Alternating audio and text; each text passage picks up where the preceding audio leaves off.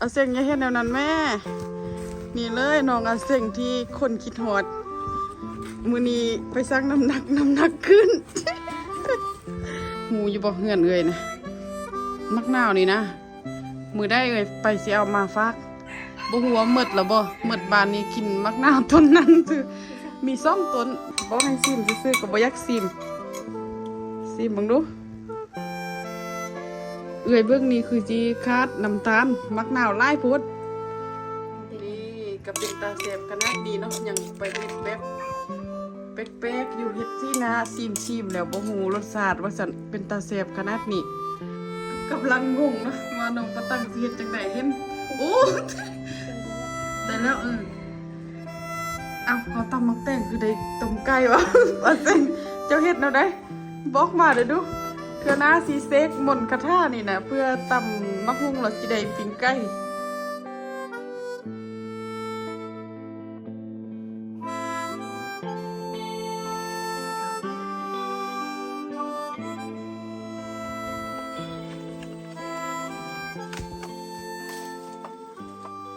ได้เวลาแล้ว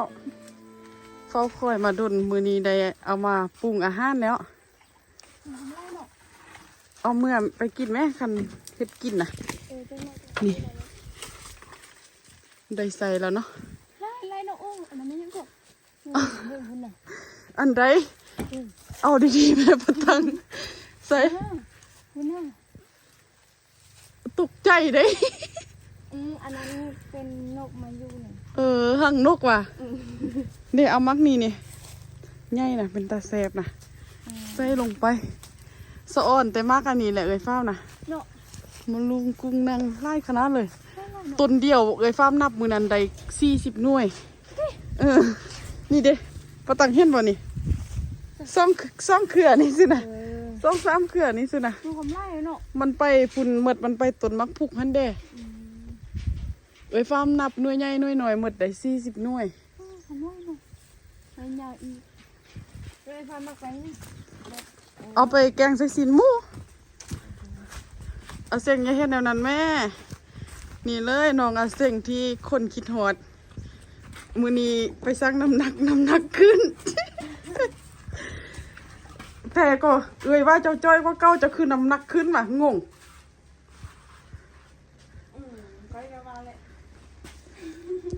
ว่าสันไปเฮ็ดยังมาสารภาพมาไปเฮ็ดเวียกแล้วกินไล่มันบ่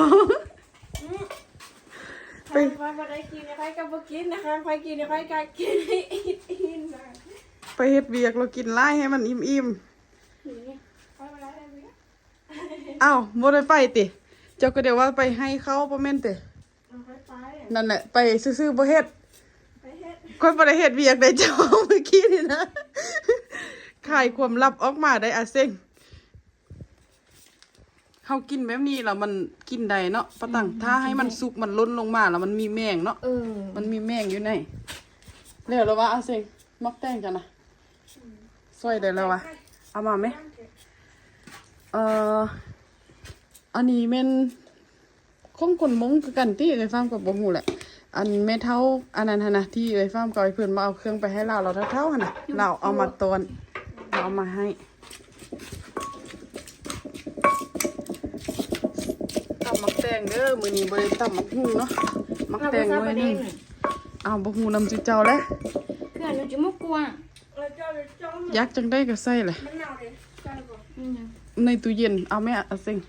เลินน้ำตาลดิเอาจะไปเห็นน้ำตาลติอยู่สันลุ่มสุดนะอาเซงเห็นบ่อาเซงบอกว่าบ่ถ้าบอกค่อยลืมแล้วค่อยหูบอลเสืองของมันแล้วมักนาวนี่กับมักนาวอยู่เฮือนเอื่อยนะบ่หูว่าหมดแล้วบ่ไปเอามากินไหมจุเจ้านะหูอยู่บ่เฮือนเอื่อยนะมักนาวนี่นะมือได้เอ่ยไปสิเอามาฝากบ่ฮู้ว่าหมดแล้วบ่หมดบานนี้กินมักนาวต้นนั้นคือมี2 ต้นอยู่บ้านอยู่เฮือนอยู่ภาษาพุ่นน่ะมี2 ต้นแล้วมีต้นนึงแล้วคนพี่บาไปตัดทิ่มแบบเราอยู่ดีบ่เป็นแล้วเราไปตัดต้นมักนาวทิ่มน่ะ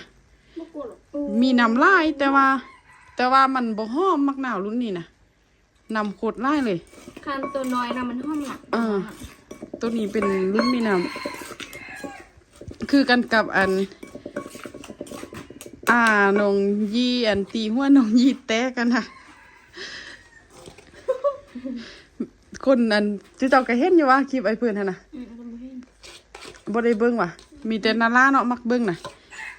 แบบเล่าบ่ค่อยเต็มนะแล้วเด็กน้อยไปยอกเล่าน่ะเอามักหินไปแบนใส่เฮือนเล่าแบนใส่เฮือนเล่าแล้วเรามึนน่ะแล้วเราแล่นออกมาแล้วเราไปตีน้องยีเราว่าน้องยีเฮ็ดให้เล่าว่าซั่น บ่เซ็ก หัวแตกไปหยิบซ้ำเข้ม ซ้ำเข้มพุ่นนะตัวได้หรอ โดนแล้วอาทิตย์ที่แล้วน้องยีบ่ทันตั้งโตนะแบบนั่งปินลั่งใส่เฮือนเข้าหันแล้วก็หยิบข้อสิ้นให้น้องไปโรงเรียนอยู่นะนั่งหยิบอยู่แล้วเรามาแล้วเราตีเอาไม้มาตีหัว3 บาท4 บาทนี่แหละเราดึงคมแล้วย่างกลับไปเลยน้องยีบ่ทันได้เว้าหยังเลยอยู่ซื่อๆก็เจ็บเอื้อยหยังวะสิแม่ ซีม อ่ะสิแม่ ซีมดู ว่าสิแม่ปะตังบ่ทันสิ มันเป็นได้ เท่เลย อย่าเห็ดจีน่าเหล่านั้นแม่ตำเองแล้วดมเองแล้วเห็ดเหล่านั้นเอาเส้นมาซิมได้ไหม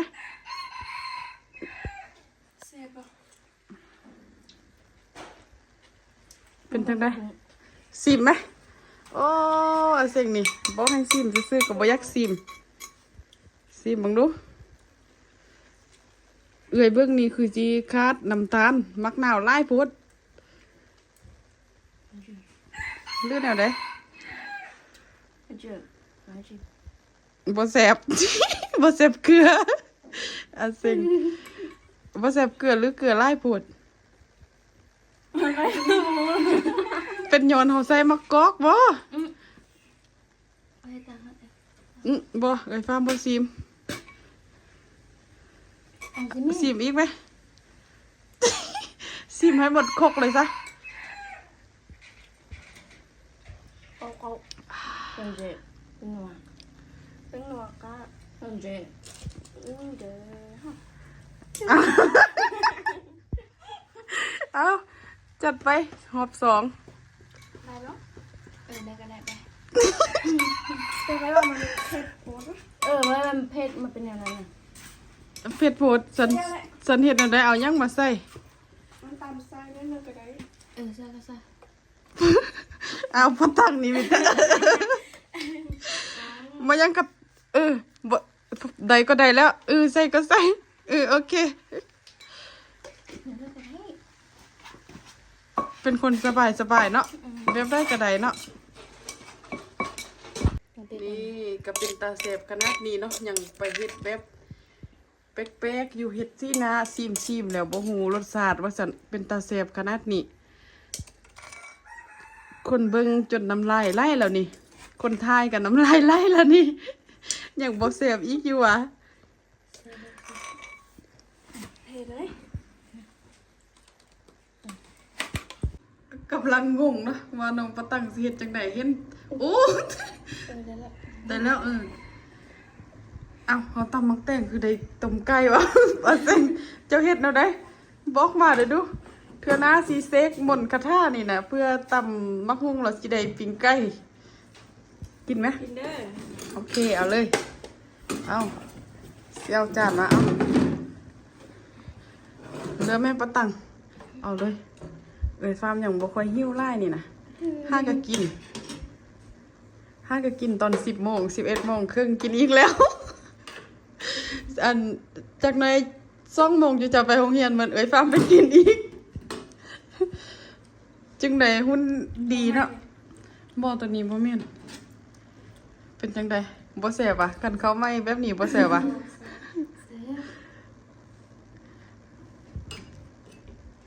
ป้าตั้งจักกะเฮ็ดเขาให้ได้เนาะปีนี้น่ะเกี่ยวแล้วว่ะ ย่างบ่ทานนะเด้อ 5กับมานซื่อๆว่ะเพราะว่าเฮ็ดสาเนาะอันบางคนก็5กับมานซื่อๆมันบ่มีฝนลงเลยเฮ็ดจังไดคัน5กับมาน เพิ่นบ่ได้ไปให้ เฮ็ดอยู่ทางนี้นี่ว่ะ บ้านเก่ากันนะไปเนี่ย น่าจะโอเคอยู่กันเฮ็ดอยู่ทางพุ่นน่ะมันเย็นเด้มันมีหมอกตลอด ของหนองอาเซงอาเซง ของหนองอาเซงเด้เกี่ยวแล้วล่ะบ่ ยังบ่เลยนะ ยังบ่แล้วเลย ลมหมดเลยคันแนวนี้ เกี่ยวมาเป็นทิศแล้วเด้ บ่ได้รู้ บ่ลมอ่ะ ยังเขาไม่เอา ข้าวเหนียวบ่เป็นหยังข้าวเหนียวน่ะข้าวจาวส่วนหลายมันสิลมนะข้าวเหนียวแล้วมันตุนแข็งแหง แม่น แล้วก็สุกซะข้าวเหนียวหั่นน่ะมันนานเรื่องหั่นนะ ข้าวมาไอ้ข้าวเหนียวมันไปเนาะเสียบได้ แนวใด ไอ้ฟัง แซ่บหลายต้มไก่นี่นะโสดสุดฝีมือแล้วแหละบ่แซ่บเทื่อหน้าบ่เฮ็ดให้กินอีกได้ปะตัง ถ้าจะบอกว่าบ่แซ่บเทื่อหน้าบ่ต้มแล้วได้ แซ่บเนาะเป็นแปลกๆเนาะอาทิตย์หนึงเราบ่ได้ลิ้นน้ำกันนี่นะ ถึงจะเอาเงินไปสอนผิดตัวดิ 2 อาทิตย์ ตั้งแต่มื้อเฮากินข้าวเปียกเนาะแม่นบ่โดน เรื่อย อาทิตย์หนึงแล้วซั่นน่ะ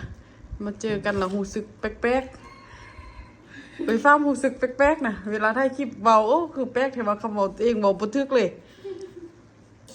เนาะปะตังเนาะแปลกบ่ ไอ้ฟังขึ้น บ่แปลกเลย เอ้ยฟาร์มเคลื่อนน่ะเซ็งดิโอ้โดนแล้วบ่ลิ้นน่ะว่าเซ็งเคลื่อนน่ะเซ็งบ่จักต้องแม่นแหละต้องเคลื่อนน่ะเซ็งแหละ ไอ้ฟังเบิ่งไอ้ฟัง